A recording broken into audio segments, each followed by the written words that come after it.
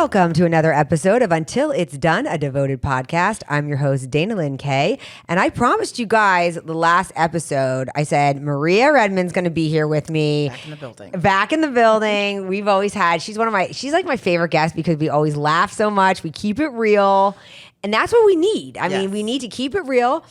And we also we talk a lot about fitness, which that's my passion. My passion. That's Maria's passion. Right. So we could do this all day long. Absolutely. And so I reached out to Maria because recently I got back into running. Now I do this with like running. Okay. Cause I don't know like when you get to call yourself a runner, but I'm running. Once you run, you're a runner. Okay. I ran 23 miles last week. So I'm a runner. So now Maria knows I'm also, and anybody who follows my social media, I am with a man who is an avid runner. And so it rubs off on me, and I'll be like, okay, I'm gonna do it. Cause it's like, I see him doing it and he's always working hard and he pushes himself and he's got this mental edge. And I always say he's psychotic cause he runs without music. He runs without everything. Like he just runs without his phone, runs without music, he's just him and the freaking, him in his pair of sneakers and a pair of shorts like that. Yeah. So Maria has a lot of experience also with running, and I've had Greg on to speak about his running and how he got into it and everything. And so last year, Greg had said I'm going to run I was like, oh, we're sponsoring the Parkland 5K. Right. And Greg was like, I'm going to win it. Like he's not like I'm gonna run it. No, he's like I'm gonna win it. That was true. That's who he is. Like that's his goal. And so I was like, wow, that's like pretty awesome. And then he started to do like a whole training program to win it. So then I was like, oh, there's more to running than just more to running. Okay, yeah, you don't just get up and go run. I mean, you can. And so this was my now introduction to I always thought it was just like, oh, I'm gonna go for a run, and then you're just like la la la la la, and you're running along, and whatever. But then when Greg was doing this whole training program, absolutely, I was like, okay, wait. And so I did a training program, and I did the 5K. I did the fastest I'd ever done was 27 minutes, which for me, I was like, holy, that was great. That was great for someone who doesn't run all the time. No, that was amazing. No, nothing. Yeah. So that was fun. But I'm back at it. The Parkland 5K is now October 12th. Okay. Greg is back into his training. He wants to hold his title. Absolutely. And I was like, let me have Maria on because Maria's a runner. You do the Iron Women. And then when I said to you, I want to talk about running, you're like, I love talking about running. I love talking about running because we are by design enabled to run. Like it is our natural thing. Like we walk, our natural thing is to just run.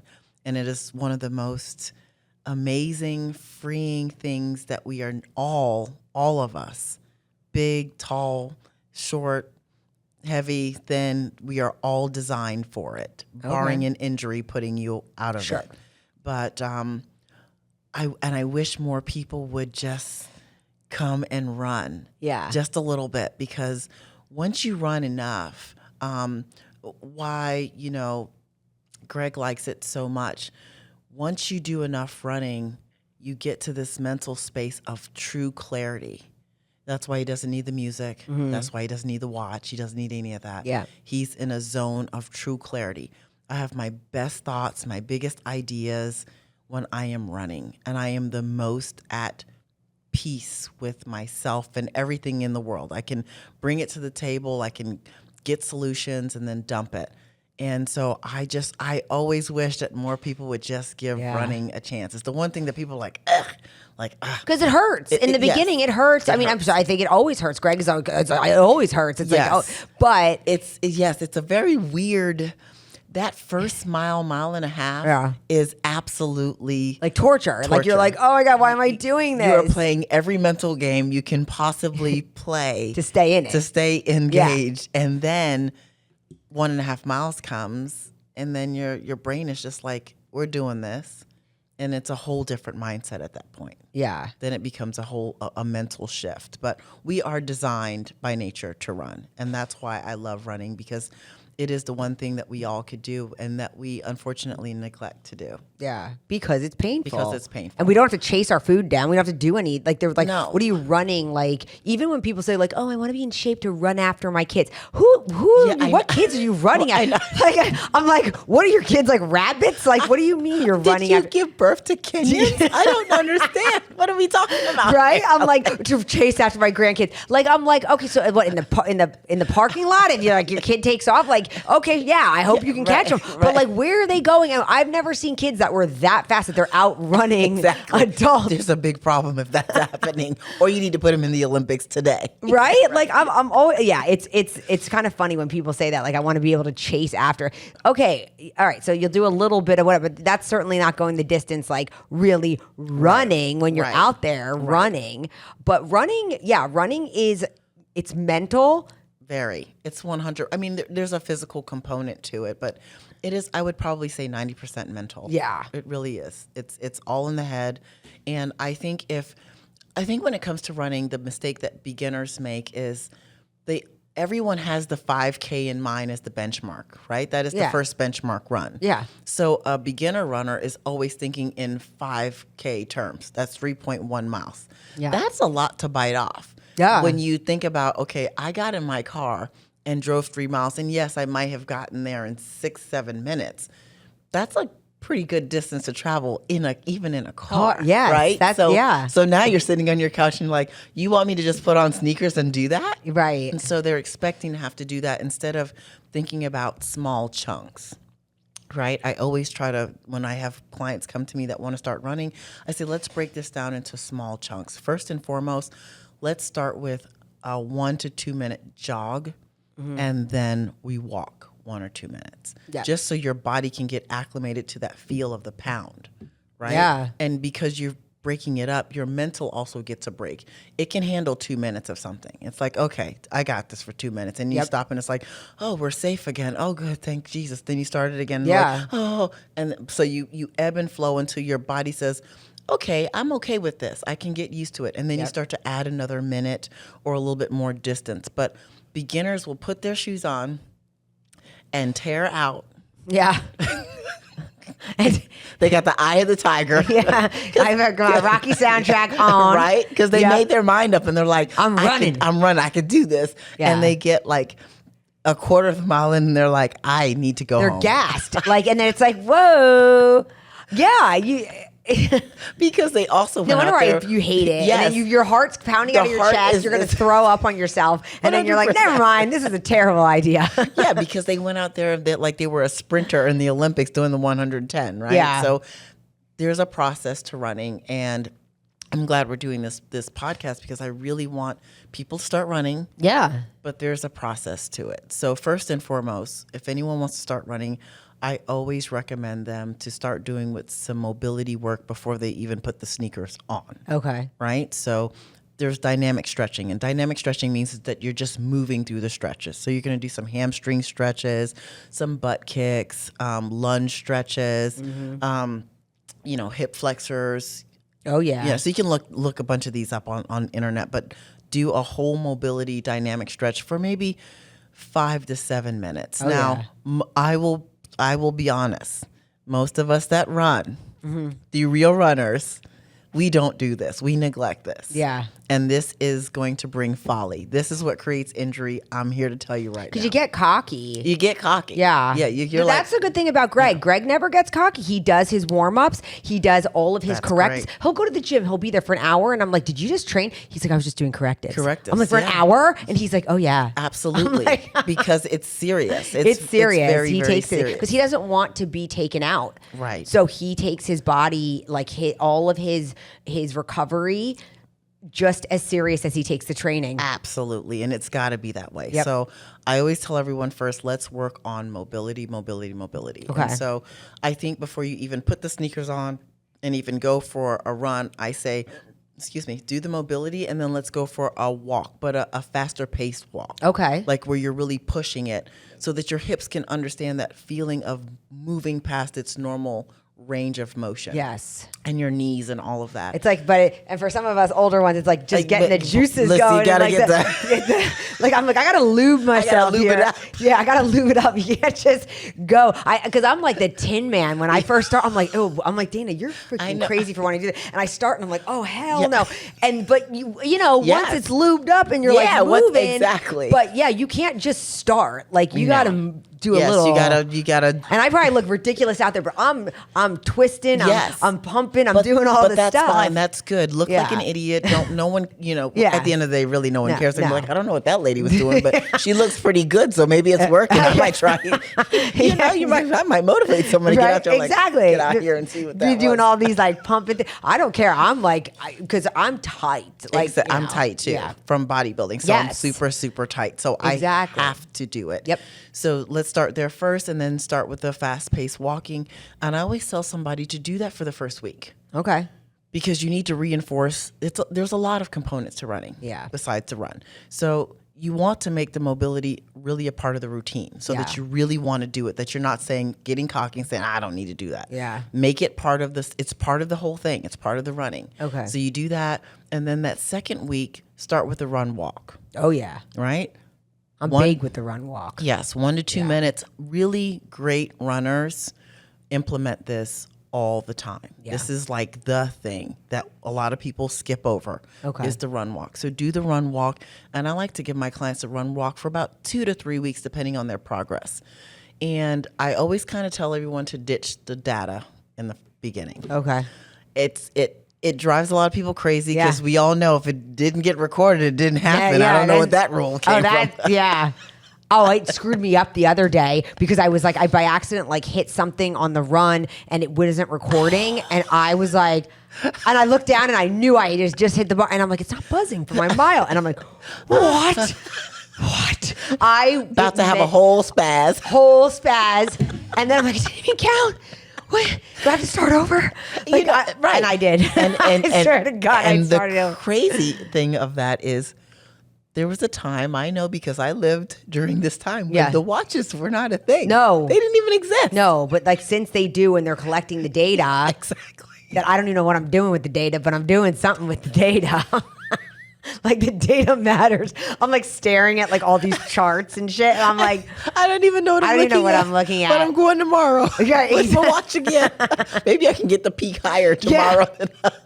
And I'm like, is this good that the peak's higher? You'd think I was like some avid something with these peaks and bound like all these valleys and no, it just And Greg's looking at my data and he's like, you did a great job. And I'm like, you're like, I guess. Thanks.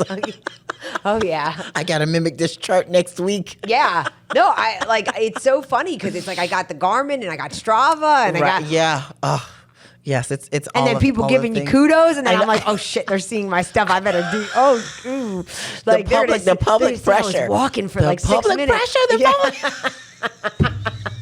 The public pressure. No one digs into your Strava that much. You'll be surprised. It's only us. Yeah, but then I follow some people and I start judging. I start judging. You're one of those. Because I'm like, oh, it took you that long to finish. What were you doing? You had a break in between. Oh, I'll cheat the game though. I like pause it if I'm going to pee and stuff because I'm like, oh, that's not going on mine. She's a Strava cheater. It's gonna look like for 12 minutes. Like what was she doing? But I'm like, I had to walk into Publix. I had to go to the bathroom. I had to walk out of Publix, and I got back on the course. Meanwhile, you're on the side of the road catching your breath. Yeah, like catching.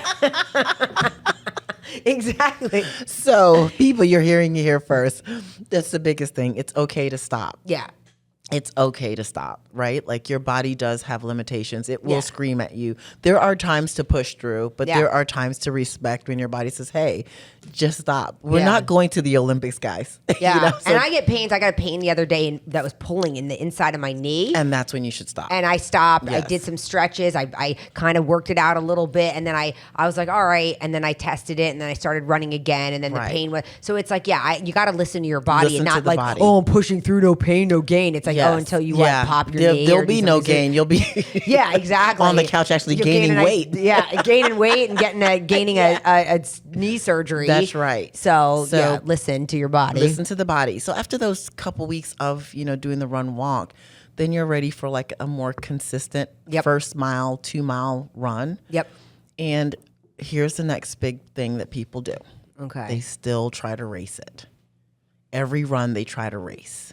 So my like runs, when I do them now, my everyday run is super duper slow. Oh. I'm running like 10-minute miles. Okay. It's just I'm trotting because I'm building up my endurance capacity. Okay. If you're always in what's called a higher threshold, Yeah. where your heart rate's higher and you're really moving, you cannot consistently train in that space. You're not building your endurance threshold. Okay. So the first thing is to build the capacity first. So nice slow trots for a couple weeks. You know, you can increase the mileage, but only between 5 and 10%. That's another thing. People will jump from 1 mile to 5 miles or 1 mile to 4 miles, and then their body is broken. Yeah. It's too much too soon. So Probably just- what I did last week. Yeah, yeah. I 23 definitely did. Greg yelled at me. He's like, "Why are you doing that?" Like, Yeah, that's a lot. I pushed it because I do the Peloton app and they have outdoor runs. Oh, yes. And I was like, if I could do the 45-minute, I could do the 75-minute.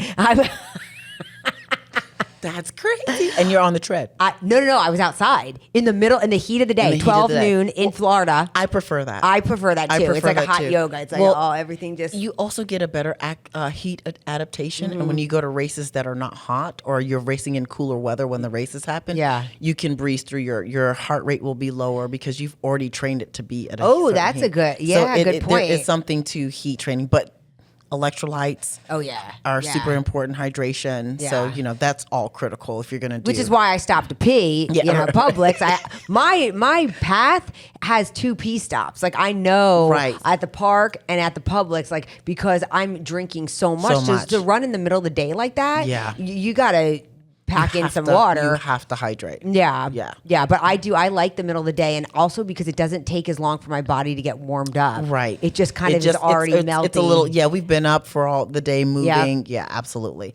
So once you get to that point of now you're on your consistent run, I think this is now where, well, let me back up a little bit. Your tools are important too, right? So number one, your shoes. Okay. Shoes are critical. Everyone sometimes slides on whatever sneakers they have in the Yeah, closet. I'm no. like, that is not it. Yeah. That ain't it. Oh, my God. The Air Force Ones are not No. it. There is no looking cute Yeah. in the Air Force Ones on the run. So Yeah. ditch those. You want to definitely go get a great pair of running shoes. So I always tell my clients, go hit up a running store. Yeah. A true, dedicated running store so that they can fit your foot to the Yeah. appropriate sneakers and have you get on their treadmill and kind of watch what your run gait is if you're pronating, because there's a true, lot yeah. that makes a difference in the shoes. You've got some shoes that are neutral, which means it's for a foot that has a pretty good solid arch. They don't pronate, the ankle doesn't roll in or over pronate, roll outward. So those are good shoes for someone who has no issues at all. Okay. But for most of us, especially if you've typically as a woman, if you've had kids before or if you were overweight, you're going to tend to slightly pronate inwards. Or if you have flat feet, you're going to pronate inwards.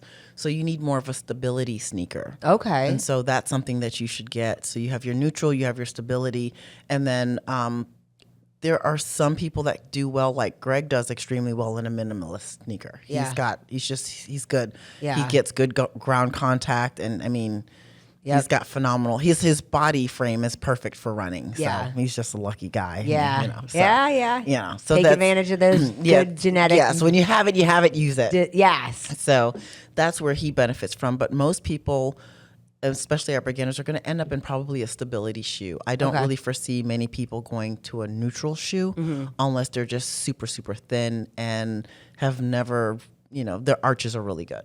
Okay. So that'll be the difference. So making sure that you have great shoes is going to be critical. Okay. And then your running attire, right? So that's going to be, of course, dependent on the time of day that you run.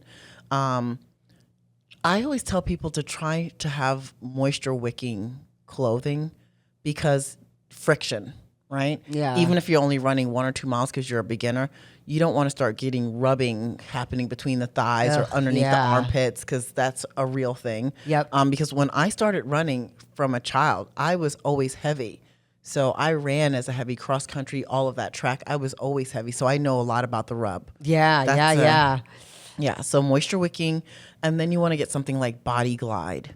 Okay. Yeah, it looks like a deodorant stick, and you Yep. just rub it in the places so that you're not getting any Yeah, of the friction. I used to get really bad rashes on my inner thighs because no matter how lean or skinny I get, they're still touching. They still touching. They're still touching. And in the winter in New Jersey, I used to get these rashes on my inner thighs, and then they'd rub and they'd burn. Yes. And, oh my God! And so to this day, in the heat of the day, I'm still wearing pants to cover my thighs because I can't do the rubbing. Yeah, the rubbing. The is rubbing, a lot. and when I'm it's just the way I'm built. Yes, yeah, and for a lot of women, like I see some women, I'm always admiring them. Like when I'm out on like the A1A, they have like the little short shorts. Oh hell no! And I'm like, I can't do that. No, I cannot. For lots of reasons. Yeah, no, Think no. you're just gonna be a little too much bottom on the back half. Yeah. Oh But my the God. rub will definitely happen Oh, for me. yes. So yeah, I typically wear like a light material, like up to the knee legging. Yeah. I'll wear those, or sometimes a capri, but it's got to be a very specific, Yes. thin material. So I'm getting away from that along with the body glide, or else I'm yeah. in trouble. Oh God. Yeah. I'm in yeah, trouble. Yeah. Yeah. So Okay. wearing that, if you've got larger breasts, I always tell women to either put some body glide around their nipples. Yeah. Or wear a really good sports bra. Like, don't wear a cheap cotton sports Oh, bra. you're bouncing all over the place. Oh my goodness, them nips are gonna be gone. Oh my God, yes. They will- Plus, like I see people like large-chested women. I mean, including myself, bouncing all over the place. I Yeah. wear the ones that I'm like zipped up and like compressed down. Yes. It's like who the hell wants to run with your boobs flopping all over the place? Looking like juggling.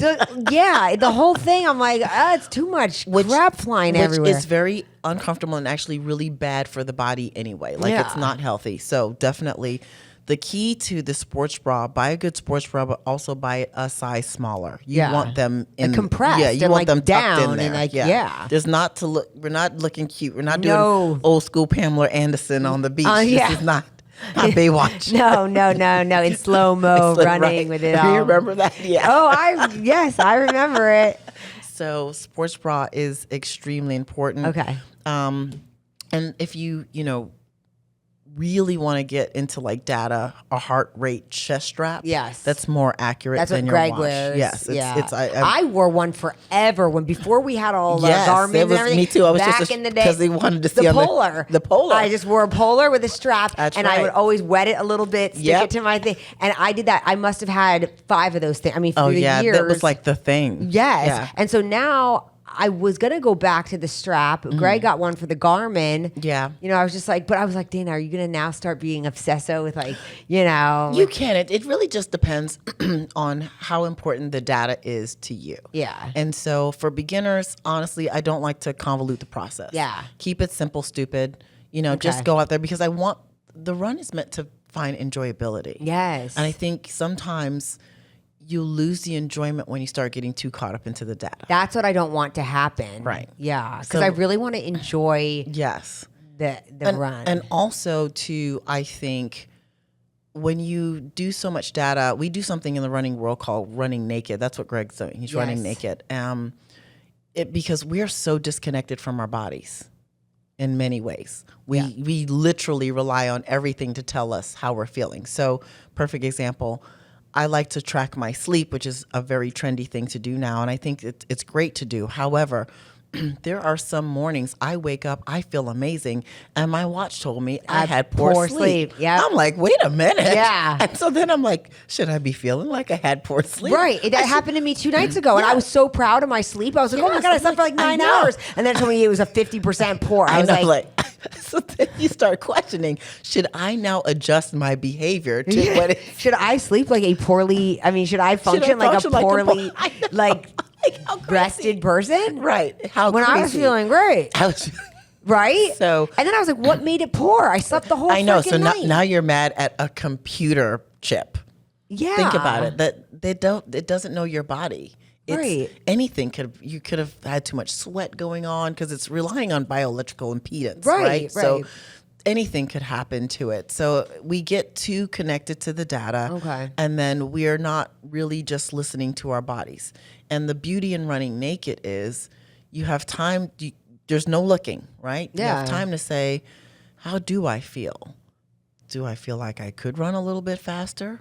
Do I need to slow down and maintain it and see what that feels like and try to really ingrain that feeling so that, God forbid, you're on race day, your watch dies or you forgot it, whatever. You can still feel like you can run the race. You're not so reliant on your watch. Yeah. And so that's a huge deal. So I always tell people, Plus, especially in when the you beginning, see it, like then you start questioning, like, Yes. you're like, oh my God, it's already 4 miles. Like I usually peter out around this time, and maybe I'm going to start getting tired. But like absolutely. So it's like a double-edged sword. In some ways, it can motivate you, and then in some ways, it can demotivate. Like some mornings, I'll leave out for a run, and I'm not feeling particularly great. Like my legs are not quite there. yeah, And my watch is, of course, dictating that to me. And then sometimes I'm able to say, you know what? I think I can pick it up though. Yeah. And get over the hump. Yeah. And then I'm like, okay, I'm good. Yeah. And then sometimes I see that and I'm like, I should just stop. yeah, So, Yeah. but I let the watch tell me. yeah. You're like, why aren't I letting Right. myself? Like, Now why I does got the to watch delete it know from about- Strava because I started it. Yeah, exactly. Oh yeah, it can't look like that. People be like, "Oh, she gave up. This is a mental weakness." The next episode has to be on the power of Strava. Yeah. Oh my God. Runs your life. No, yeah, like you said, Yeah. the social, because it's like you're posting it out Absolutely. there. I always think that. I'm like, Greg's gonna look and like, because he's like the main person that like I know And he's follows not me, even. and he doesn't care. He doesn't even care. He doesn't It's all in care. our heads. But I'm like, ooh, that's gonna look terrible. Like I don't want him thinking he's with a weak woman who just doesn't, So, guys, lesson here is don't sign up for for Strava. Strava, or don't be friends with anybody Don't that be you friends with your care. people. Yeah, that Like keep your profile. Like I keep my Peloton profile Yeah, private. my is private. Yeah. Like I have to because like devotion, like I called it like something like devotion, whatever. And then I was like, oh my God, all these people are gonna be like, what was she doing? Like I thought she was fit. And it's tough. I would say it's more tough, but it has a slightly different element when you are in the fitness business. Yeah. Like if I'm having an off day, Yeah. like I don't want people like, oh, Maria's like, what's going on with Yeah, her? exactly. Or an off week. Yeah. Or, I've been battling a back injury for over a year now. And so no one knows that. Yeah. Right? Like I haven't really publicized that. So they're like, is she run walking? Yeah. Oh my God.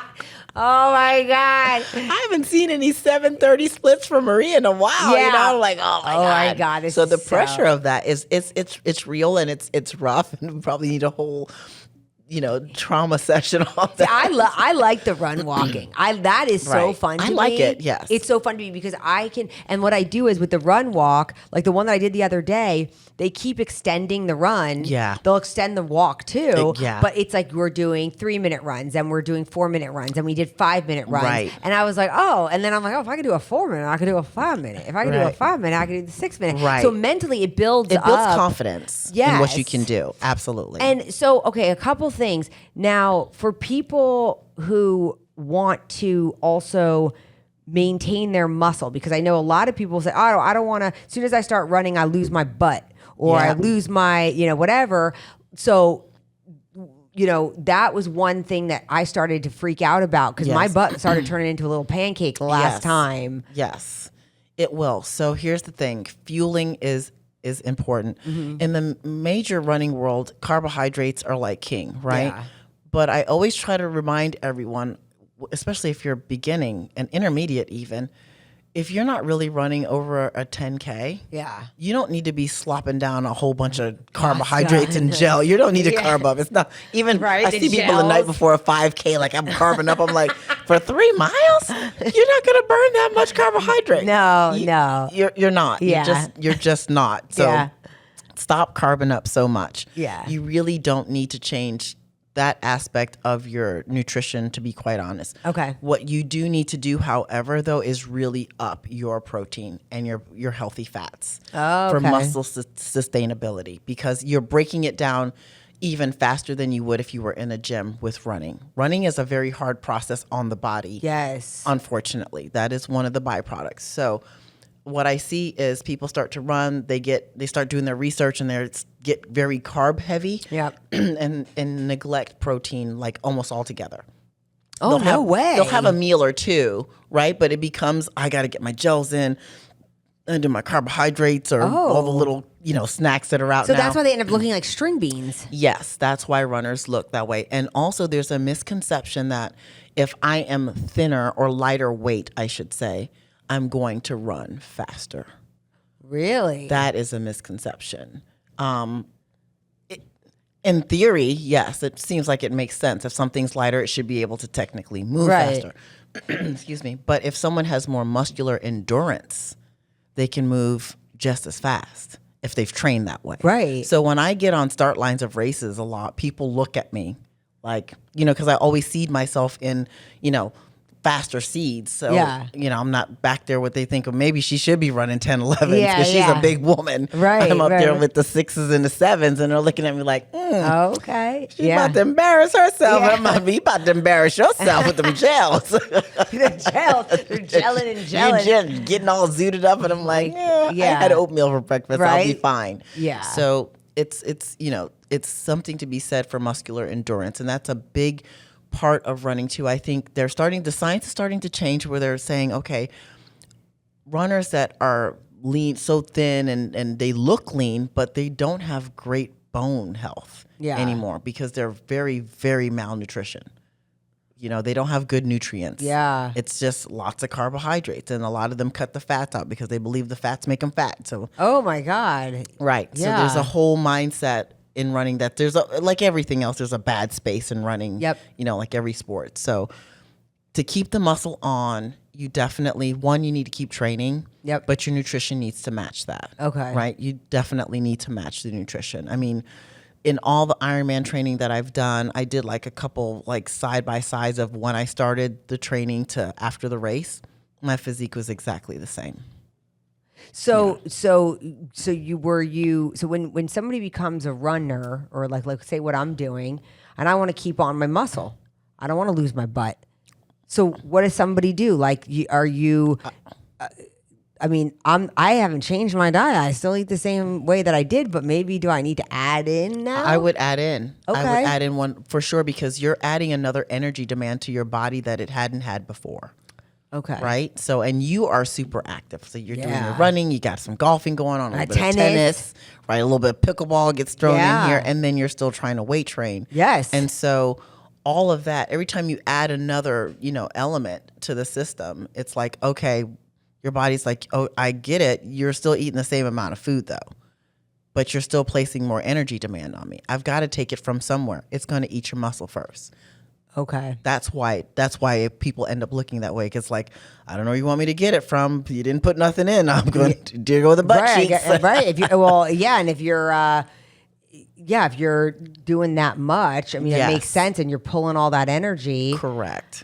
Okay. All right. So upping the protein is Yeah. going to be, but make sure you're, don't go from 0 to 60 on the protein. So you're going to want to up it maybe 40 grams at first, depending on how much mileage you're pulling. Like when you start getting into like half marathon mileage, that's where you really need to look at how much you're going to up it. But start there, and that should be pretty decent. And then another thing is, this is why having a plan in place is very important. A run plan, your training plan, what days you're going to do tennis, golf, pickleball, etc. You want to make sure that you're weight training correctly, heavy enough. That's the key, is to make sure that your training is heavy, enough volume, but at the same token, in that whole grand scheme, you need to make sure you can recover. Yeah. That's the big piece too. Recovery is everything. How many days a week should somebody be running? That's a loaded question. Yeah. It really just depends on what all they have doing. So, when I'm in the height of like race season, I'm running sometimes 4 times a week, which is a lot because Yeah. I'm running 4 times a week. I'm swimming 3 or 4 times a week, and I'm cycling 5 times a week, and then I'm Yeah. bodybuilding 6 times a week. Yeah. So that is a lot. Now, it took me a minute to get there, Yeah. right? So I always say if you're a beginner, 2 times a week to start for the first month and a half is good. And then the second month, you can add a day, or you can keep the same 2 days and add mileage or time, whichever one you prefer. Some people like to run by time. Some people like to run by mileage. Yeah. So do one or the other, not both. Not until you really get into a really good systematic groove where you know that your body can recover and you feel like, okay, I can go do this tomorrow if I have to. Yeah. If you're still feeling like trash from the run, don't even attempt the run. Okay. Yeah, absolutely. Just I woke up feeling like trash today. My lower back was so tight. so tight and sore and tired. Yeah. So that's a key sign of no. If you keep that going, your body's going to eventually break down. And women tend to break down faster in runners than men, unfortunately. Yeah, I have to take off a few days. I took off yesterday, but after that 75-minute massacre, like, oh my God.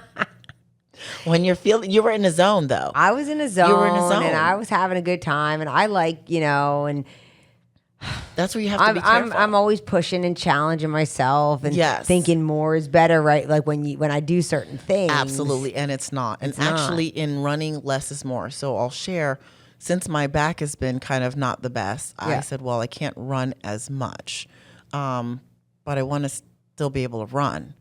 And so because my capacity's built up so well, I will do 2, 3, it's been 3 lately, but in the beginning it was 2 really good runs during the week with days spread in between. Okay. And then I would do nothing else. But the really good runs were not the slow runs. I would get out there and I would do intervals. Like sometimes I'd go to the track. One workout was 15 by 1K. Yeah. And with 90 seconds break. So I'm just really jolting my system. Yep. It can hold it, and then I'll come back and I'll jolt it again. Yeah. And so then I said the other day, I said, well, now I want to see the proof in the pudding. How far can I run without feeling like I'm dying? I ran 15 miles. I was absolutely fine. Oh, wow. Completely. And I hadn't run that mileage in quite some time. Yeah. So I'm like, okay, that's working. So as you get more advanced. And the there's certain sprints, things you got to can be do. careful. One time, Greg and I went to the track, and I did a set it, like, I can't remember what it was, but I was supposed to do sprints.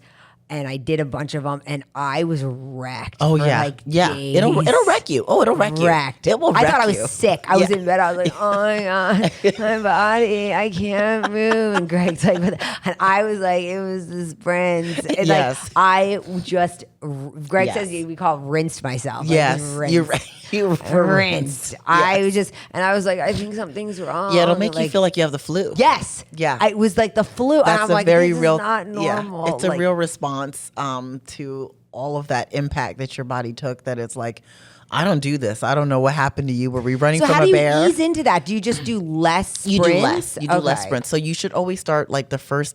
I call them track workouts. Any type of track workout that's going to involve sprints, like you should only do at the beginning maybe 3 or 4, and have like a 2 to 2.5 minute break in between. Okay. And then you run that for a couple weeks, 3 weeks. Okay. Let your body acclimate to it Yeah. before you add more sets of that. And if you do maybe 2 sets, no more. Like, Yeah. that's why it's bad to show up to a track for a run group and then you just jump in. Like, I think run clubs are amazing. Yeah. But the organizer of run clubs never puts everyone into categories. So you come to the run group, people have been in that run group for forever, they're at the track workout, and you're like, I got to show up, because I want to be Yeah. part of this crew. Right. And so they're doing like 15 sprints, and you're like, okay, all right. Yeah. I'm going to do this. No. And then you go home and you're like in bed like, I can't even go to work. No, that's what happens when you join a group. It's what happened when I joined tennis this summer. It was the middle of the summer. It's like July. These women have been playing tennis. for I forever. jump in, and my first match goes 3 hours. 3 hours because we kept going into tie breaks. When I say this one stupid doubles match put me out for the week. The week I could not recover. I was like, oh my God. I felt like I was in a bar fight, like somebody beat Yes. me up. And the Yes. women are all like, okay. And I'm like, sorry guys, I'm still out from the match. And They're they're like, she's weak. We're not "What inviting the-" her again. But I'm like, my body, but like, when you think about tennis, like you're like sprinting side to side Right. and running back. And, when There's a you're playing with lot these in women tennis. doubles, you're like running back to catch the Yes. ball. So I was doing and I'm going for it. Yes. I wasn't just standing Yeah, there. you're going full tilt. That's the thing. So mental wiring plays a big role in how a lot of people are going to make it through either running, tennis, anything. Like you're like me. I'm like, I'm here. I'm going I'm here. all in. I'm doing it. I'm going all in. Like I wanted to win I this want- match. So like then the next match, we end up losing because, to be quite honest, I was like freaking scared. I was like, I can't miss another week. So I didn't go for every ball. I was like, I'm sorry. I was like, I'm not going. It wasn't out. I looked out. It looked out. It looked out to me. And I was like, oh, nice drop shot. They're like, that's not a drop shot. I'm like, well, I'm not running for it, so now it is. I was just like, I'm sorry. Like, I got to ease into this shit. Like, it is, like, by the time our match starts, it's like 10 a.m. in South Florida. It's blazing. Our match went till 1 p.m. It was 10 to 1. Yeah. I was like, dude, like, but my partner and I were just like, oh my God, like, this has to end. Like, I was like, I'm melting. Miss the ball. Stop hitting it, yes. please. Like, I was like, this is, and it was like neck to neck. But I'm telling you, like, when you do stuff that your body's not used to and you go too hard too soon, yes, it will wreck you. It will wreck you because it's a safety mechanism. It wants to be safe. But it's the ego that wants us to do, like, to go, because like I don't want to look lame. Like Greg, like when we were in Canada, Greg likes to do for fun when we travel. Right. He likes to do the Murph. Oh yeah, for fun. like thanks, Greg. Yeah. Oh, for fun. Like he's like, okay, so we run a mile. We do 300 push-ups or 300 squats, 200 push-ups, and 100 pull-ups on the stairs, and then run a mile. So I'm like, yeah, babe, I'll do it too. Anything for my man. Oh my God.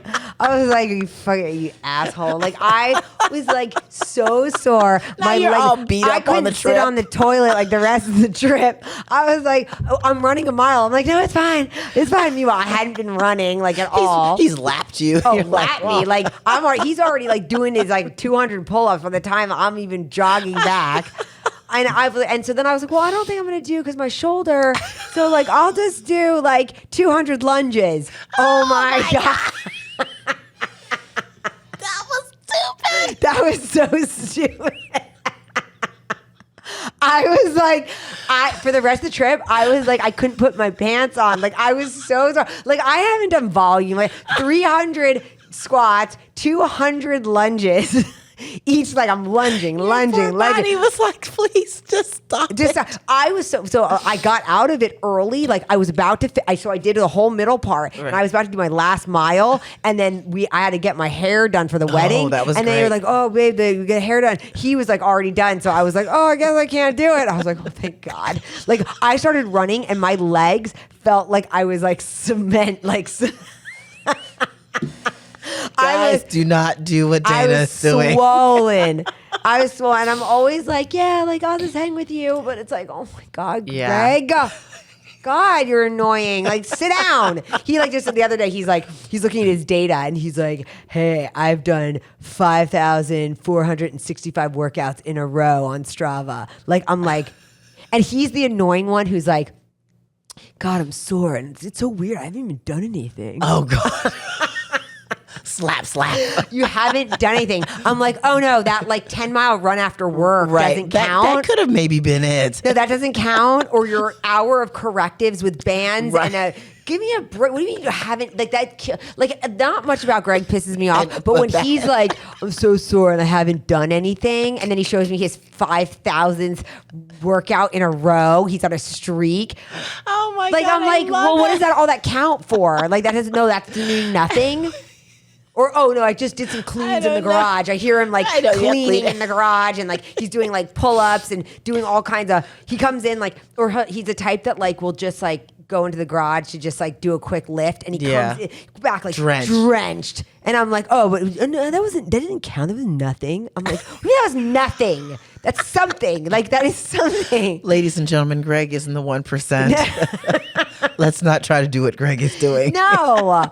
I need to remind everyone that we are also older. Yes. And you need to respect that. No, and Greg, so he just turned 39, which I'm like, all right. And, you know, and he's not, he hasn't gone on testosterone or anything yet. Like, he's really trying to ride it out. Good. So it's like, he's like really, I'm like, okay, you're in like a good He's in a good zone. And, I mean, now. For guys that age, if they have taken care of their bodies really well, as Greg has. He has. They're optimal to do amazing. And what I love when watching Greg is watching him live out his best life, truly, because he took care of himself so much 100%. that he's able to perform at this level. Yeah. I mean, there's a lot of 39-year-olds that are not even close. No. They're I'm trying to figure out why they're so broken. I'm like, what happened to No, you? he's like king of like self-care. Like he'll sit in the sun and then he does his stretches and he does this stuff. He likes to do all the things. Right. And it's because if he doesn't take care of his body, he can't do what he truly loves, which is doing his running and doing all the sports and the stuff that he loves to do. And now he's playing golf and but like Greg's the type that like, he got into golf and then he's got I guess there's like a data. There's like there's golf. A counter there's on a Strava for that too, so to speak. And like he's like, I've hit 10,000 strokes. Like he knows because his club has a counter. A counter on it. I'm like, okay, like and he takes the lessons and he does this stuff, and it's great. I mean, I love that he does it, but it's like, for me being with him, it's a lot to keep. It's a lot to keep up. Yeah. And so I want to. I can't keep up with him. Right. I want to remind you though it's great to do some things together. Of course, don't lose yourself to become. Oh no! No. Always. No, like tennis is my thing. He doesn't play tennis. Which is great. You know, I take my lifting classes. Sometimes he joins me. Sometimes he doesn't. Which I think he is goes good. to the gym. I train in the garage. Like we're both into our fitness, but like he does his runs on his own. I'm not running with Greg. I'm not running 5:15. Who wants to see the back of his feet? Yeah, I don't even. He's so gone when I even. He invited me for a run last year, and I was like, nah. Yeah, he's I'm not doing that. I could see myself having a stroke trying to keep up. Yeah, I will. Yeah, I will. No, I will do it. He's a good runner. Scooter is too. Like the guys they know what they're doing, and they're good. They're good runners, and they're good athletes, like excellent athletes. And so, no, Greg and I, it's more like we're parallel, right? Which I think is great. And then we have our own things, and then that's good. Like my tennis is, and I do it with a bunch of ladies at my country club, and which is awesome. It's so fun, and they're at my level. But yet, if Greg and I want to go smack around the pickleball or the tennis, he can do it. He's he's good enough to do it. Yeah, absolutely. So you can have fun with it too. Right, absolutely. Right. So the 5K thing, like he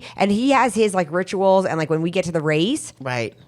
I like bye. I don't even see him because he's doing his warm ups. He's doing his rituals. He's doing his thing. That's right. He's at the beginning because he wants to be right at the start with his heat. And I'm like, okay, like I just get in the line. I put my music on. I got my phone. I'm like, okay. She's the one shows I'm taking up with selfies. I'm like, I got you, babe. So like, so I'm gonna run it this year. Just for a little challenge. Yeah, absolutely. I mean, I think it'll be good to set your time for like 25 minutes. Yeah. Because you did 27 last time. Yeah. And that was like, just starting. Mm-hmm. I think you can more than do 25 minutes. Yeah. With a proper program.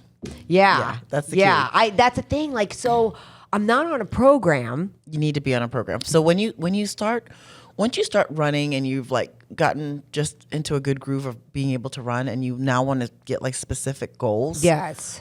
This is where the run plans really do come. Like I think everyone should have a run plan, so to speak, so you're just not running willy-nilly all the time. But when you want to get like, okay, I want to get a certain time for a 5K, 10K, you definitely need a set plan for sure. But like my problem was when I went in, I was going to do a Garmin like plan, whatever. You need, by the time I did it, there wasn't enough weeks. Yes. Because I was like, I got the idea because I was like, oh, we're sponsoring it and Greg's going to run. And then I was like, oh, shoot, I've got like 6 weeks. Right. So you can do like, you can go on like Training Peaks. That's another platform and get a plan there. Yeah. Yeah. Okay. All right. I mean, I got or I can just write one for you and send it to you. There you go. I thought, I was like, wait a minute, why would I send her that would be just so because I don't want to get injured and I want to make sure I do it correctly because like the rate I'm going right now, I'm headed down injury road. Yeah, 23 miles last week. I'm like, is she doing a 5K? Oh, Greg was so pissed. He was like, why would you do that? And he's like, you're only supposed to go up like 3 to 5% a week or something. And I'm like, oh, that wasn't 3 to 5%? Oh, shoot. I got my math wrong. I didn't know. No. I went from like 5 to like 23. He's like, no, that's not. Like, yeah, that's a lot. That's a lot. That's a lot. That is. I get what's it called when you're like overzealous? And yes. Like, oh yeah. But that is a good way for you to not. Then you won't be able to play tennis. No. Or golf or anything else, right? All right. It's just a 5K. Remember that. Okay. All right, Maria, help me out. We got a goal. I'll write you an official plan and send it to you so you can follow it. So you can stop killing yourself. Yeah. No kidding. And I gotta. And then when we talk about nutrition, that's something I got to check Yes. in, because my busy life, I'm grabbing a lot of the same stuff I do. I'm a creature of habit. Absolutely. And I do the same thing where I'm making my oats and I'm doing my stuff and I got my loaf and I got all my things because I'm so busy. Right. But then I like forgot, like, hey, I probably needed to double, Yes. the serving Just or put in some extra whatever. Yes. I got to be careful about that. 100%. Plus, And I would probably up fish oil too, just for lubrication of the joints. Okay. And that's an easier way to get fats in without consuming fats, so Yes. to speak. So I would definitely do that. So whatever you're, like I take 4 milligrams, so that's 2 pills each time, morning and night. But I would probably, whatever it is, just double it. Yeah. For your body. Okay. 100%. Yeah, that's interesting too about Yes. supplementation, making sure you take care Yes, of. very critical. And if I don't know you run in the heat of the day, Yeah. so this won't work as well. But if I know I'm going to be running tomorrow in the night, my last 2 containers of water have high hydration product in it. Okay. So I'm kind of like saturating a little bit, especially if I'm going to run like really big mileage. I'm a heavy sweater. Yeah. So you for need me, that. I need it. And so then when I I don't like to run with water in my hands. Yeah. It's not my Same, thing. yeah. So I typically will have more hydration electrolytes in the morning, Yeah. and I won't do any type of coffee or anything that's going to make me excrete them out faster. Oh, yeah. Right, because coffee's like a diuretic. Right, so right. I'll just have in the morning drink will just be my electrolytes, and then I move on with my day. The last thing I want to talk about, when I started to look up running stuff, now my Facebook feed is like It's full of like stuff that like running form, you know? Yes, very important. Right. And so, but how do you know? Because it's like, then I'm running and I'm like, how do I know if I'm doing it right? So, I hate to really change someone's body mechanics a ton. Okay. Right? Because that's your natural body pattern and that's what it's been doing. Right. However, there is something to be said for when you're running. A lot of people will point their foot outwards and hit that way. You're taking a lot of the spring from your calf out of that movement. So you really want to kind of dorsiflex the foot and hit at the ball of the foot and push back so that the calf can pull, and then the hamstring and all of that. Okay. And your legs should not be so far extended. It should almost look like they're coming right up underneath you, like an ovular. Right? Rather than go out in front of you. Correct. And it's more of a butt. Your heel should be coming to your butt more versus not at all. Yeah. So even if it's just a trot, it should still be having a hike towards your butt. That's why butt kicks are super important. Yes. So you need to look up butt kicks, A skips, B skips. These are all foot drills to help you learn how to. You see a lot of people in track doing them before they run. Yep. That is another thing that you can put into your warm up right before you go to run. Okay. So that your legs can get that pattern of where they're supposed to strike, because injuries do come from overextending in the foot strike. People extend way too far out. Okay. And then that's putting make a heel strike, and that puts a lot of pressure on the low back. That can create back I wonder injuries. if that's what happened with me. It can. It happens. It's quite often in running. People will mostly heel strike. So midfoot is really where you want that foot to hit on the ground. And then you're trying to minimize ground contact time. So it's hard for people to understand sometimes, because when I say you want fast feet, they always equate that to speed. Right. Right? They're like, well, how do I move my feet faster and not have speed? Yeah. Right? Yeah. And I know it sounds weird, but you just have to practice not leaving your foot on the floor as long. Okay. So as soon as you're hitting it, you're already moving into the next movement. Oh. Yes. And so that's something that you practice. It's a lot to think about. It's a lot to think about. Because I do that when I'm running, and I'm like, okay, but I'm not supposed to be a slight tilt forward. Yes, I'm supposed to have my hand and my arms are supposed to not be pumping out in front. Yeah, It's like, my God. Yeah, you want a slight just body rotation. You want slight rotation. Also, we always used to say you want a slight tilt forward. Yeah. Was how we were taught Yes. in running, but that creates a lot of people to disengage the core, and you really need your core. So instead, I had another run coach 3 years ago that said, stay tall, tighten the core, and push forward with the chest versus at the waist. This way you're not kind of in a bent motion. You're still propelling forward, but your hips are underneath you. Okay. And so I found that to be extremely more effective when I'm thinking about it versus trying to slightly tilt forward. Yeah, because I find that weird. It's weird. I'm It was trying to do like running, and yeah. I'm like, oh, I gotta feel like. Yeah, so stay tall and push Yeah. through the chest. And then also your eyes, where your eyes are going is extremely important. Try not to look down at the ground. It's so hard not to. Sometimes you're really just trying to look at the ground, but you need to be looking forward so that the body stays in an upright motion. Okay. Yeah, so that's critical. Yeah, I think I want to. I find that whenever I record myself, because I do that in golf lessons. The whole lesson is where they're recording you, and you're watching your swing, and then they're analyzing it. Horrible. Oh, I look terrible in those golf videos. And thank God that's not public. Yeah. You know, oh my God, It's not on the Strava. Yeah, no, it's not on the Strava. But like, same thing with like my tennis, like when you're stroking tennis or your serve. But same thing with running, and so. I noticed that, like, when I was running, I was looking a little stiff, and I was looking, and Greg will try to correct me, right? But then I'm like, I don't know what you're talking about. I do that, and and then he's like, no, you don't, and I'm like, you got to film me and show me what I'm doing, and then I'm a visual person, so I got to do that next time. Film. I definitely think filming is the way to go for running. If you can film it, and we're filming everything else, why not film that so you can make sure you're doing it right? I'm telling you, in your mind, you're doing it one way, and I can assure you see the video, and you're like, that is not what I was doing. I thought I was good. I am not good. No, exactly. That's not what happens. it. I'm like, oh, I feel like I look athletic, and then I look at a video, and I'm like, oh my God, why would like you a Clydesdale let me do that? And not a very good one. No, like I look like stiff and bulky. Like, oh my God, I thought I was looking at fly, and like. Oh, shoot. You're at the sprint Olympics of the week, and you're like, no. But in my head, I thought I was doing everything great. Yeah. So there's a lot of components to it, but I always tell people, let's start with one component first. So heel striking is the most important one. Yep. I focus on foot placement first, and then work from the ground up. Because once you get that going, then you can start to make little changes between that and keeping your core like extremely tight. Yeah. So running. So should you at least take? It should be every other day or every 2 days. Like how much recovery do you think, or is it? In the beginning, I would say every 2 days. Every right? 2 days. Everyone's pretty different, but by the second day, you're pretty good to go again. Yes. Once you start really running, your body really can absorb it. You can start to run every other day, and then eventually every day.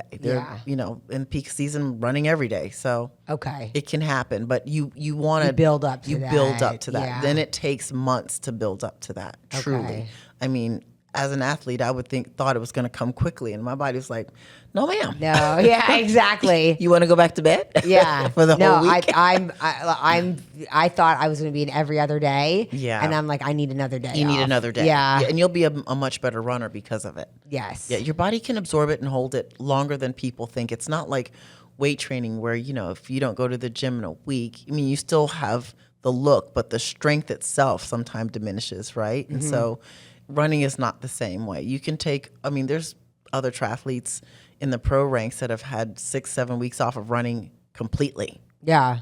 And come back and they're running just fine.